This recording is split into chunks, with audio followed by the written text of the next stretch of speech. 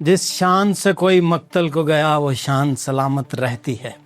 تاریخ کا پہلا اور آخری جنازہ جس میں مسلمانوں نے شرکت کرنے کے لیے ٹیکس بھرا، جی ہاں آپ بالکل ٹھیک سن رہے ہیں، یہ جنازہ تھا نظام دین لوہار کا۔ فریڈم فائٹر ہیں، آزادی کے سپاہی ہیں، انگریزوں کے خلاف مسلمانوں کے حق کے لیے ڈٹے رہے اور یہاں تک کہ جان بھی دے دی۔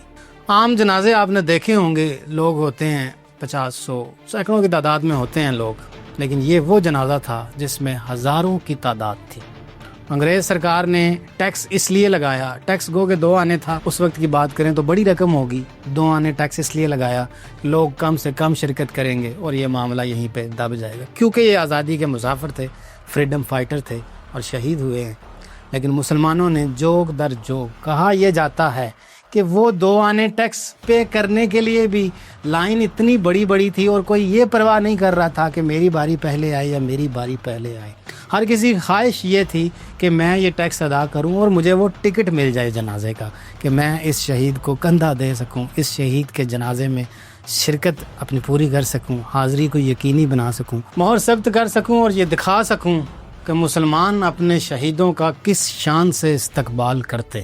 نظام دین نہ صرف مسلمانوں کے لیے لڑ رہا تھا بلکہ مختلف اقلیتوں کے لیے بھی لڑ رہا تھا۔ اقلیتیں میں آج اپنے ملک کے حساب سے کہہ رہا ہوں، آپ غیر مذاہب کے لوگوں کا بھی کہہ سکتے ہیں۔ وہ فرق نہیں کرتا تھا کوئی ہندو ہے، کوئی سکھ ہے، کوئی عیسائی، وہ فرق کرتا تھا ظالم اور مظلوم میں، حق کہاں چھینا جا رہا ہے، کہاں دبایا جا رہا ہے، اسے اس بات سے فرق پڑتا تھا۔ اور یہ جو فرق پڑتا تھا، اس نے اس فرق کو ختم کرنے کے لیے، میں ایک مختصر سا قصہ آپ کو بیان کرتا ہوں۔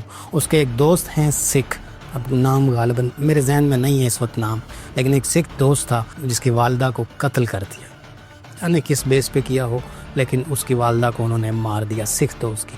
اس اپنے دوست کی والدہ کے قتل کا انتقام لینے کے لیے، بدلہ لینے کے لیے، اس نے جو خون کی ندیاں بہائیں انگریزوں کی، وہ بھی تاریخ اپنے ہی لفظوں میں لکھتی ہے۔